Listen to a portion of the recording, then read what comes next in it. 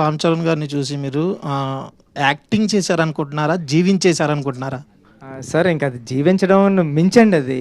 అంటే ఒక star hero ఓ పెద్ద క్యారెక్టర్లు ఇప్పుడు మన రజనీ సార్ ఉన్నారు సార్, రోబోలో చేసినప్పుడు రజనీ సార్ ఉంటారండి.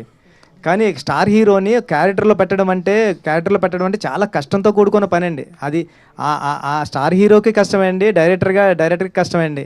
కానీ నేను అలవోకగా వచ్చేసారండి. ఈరోజు మీరు చూస్తే సెకండ్ హాఫ్ అన్నారు చూసారా, సెకండ్ హాఫ్ చూస్తే పెద్ద కనపడతాడు కదండి, చరణ్ సార్ కనిపించారండి. అంత అలా దిగిపోయారంటే అది జీవించడాన్ని మించి అనాలేమో అండి.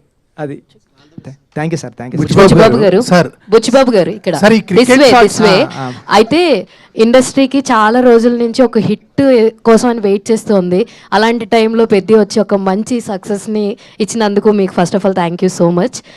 అయితే మీరు మాకు ప్రింట్ అండ్ వెబ్లో మాట్లాడినప్పుడు చెప్పారు కొన్ని గాయాలైనవి, చిరంజీవి గారు ఏమనేస్తారా అని చెప్పానంటే వీడియో పంపించమని అన్నారు. పంపించమంటానికి మీరు వెళ్ళి కలిసి ఆయనతో మాట్లాడిన దానికి మీరు ఏం డిఫరెన్స్ చూసారంటే ఏం చెప్తారు? అండ్ నాకు తెలిసి ఈ సినిమాకి రామ్ చరణ్ గారు బ్లడ్ అండ్ సోల్ పెట్టేసి మరి వర్క్ చేశారు, అది అందరికీ కనిపిస్తుంది, అందరికీ కనెక్ట్ అయింది కూడా. దాని గురించి ఏం చెప్తారు సార్? అది నిజంగానండి, చరణ్ సార్ చాలా కష్టపడ్డారు.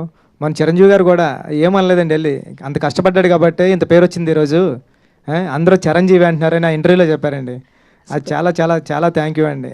ఎందుకంటే అంటే అందరికీ విలేకరులు అందరికీ మీడియా అందరికీ కూడా థ్యాంక్ యూ అండి, థ్యాంక్ యూ సో మచ్. చాలా పాజిటివ్గా రాశారండి అందరూ కూడా.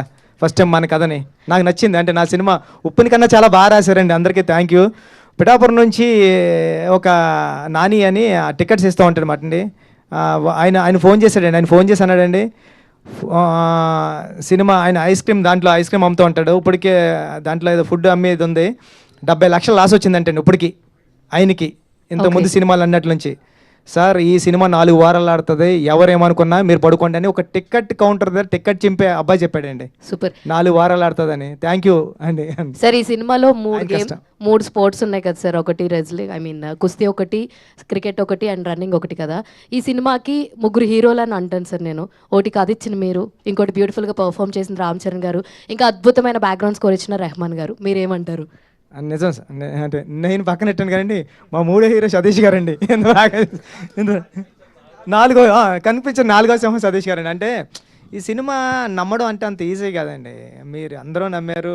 ఫస్ట్ మేమందరం ఇప్పుడు చరణ్ సార్ నేను ఏదో ఆగతాయితనంగా ఒక కథ రాసేస్తానండి, ఇలా ఉంటుందని. దాంట్లో కమర్షియల్ ఎలిమెంట్స్ పెట్టడానికి చాలా ట్రై చేశాను. చరణ్ సార్ కూడా దాన్ని నమ్మారు, సతీష్ గారు కూడా దాన్ని నమ్మి ప్రొడక్షన్ వాల్యూస్ అలాగే ఇచ్చారంటే అది మామూలు విషయం కాదండి. మేము ఏదైతే నమ్మామో అది ప్రేక్షకులు కూడా నమ్మారండి. ఇప్పుడు నేను వెళ్తుంటే ఫ్యామిలీస్ అందరూ కూడా చాలా ఏజ్డ్ ఉంటున్నారండి, మెట్లు కూడా ఎక్కలేకపోతున్నారు. వాళ్ళు కూడా వచ్చి సినిమా చూసి నేను స్క్రీన్ వైపే చూస్తున్నా ఏం చేస్తారని, ఆ స్క్రీన్ వైపు కదండి, ఆపోజిట్ మీడియా అది ఆడియన్స్ వైపే చూస్తా ఉన్నా, ఇలా కళ్ళు తుడుచుకుంటున్నారు, అన్నీ చూస్తున్నారు అంటే చాలరా అనుకున్నా సార్. సార్ మీరు కొన్ని విజువల్స్ కవర్ చేయలేదు కానీ వీల్ చైర్తో సినిమాకి వచ్చి చూసిన వాళ్ళు ఉన్నారు, అండ్ వేరే అదర్ కంట్రీస్ నుంచి వచ్చి సినిమాని ఒక 10 సార్లు చూసిన ఆడియన్స్ని కూడా మేము చూడడం జరిగిందనమాట. That all happens for Peddi. Thank you అండి, థ్యాంక్ యూ.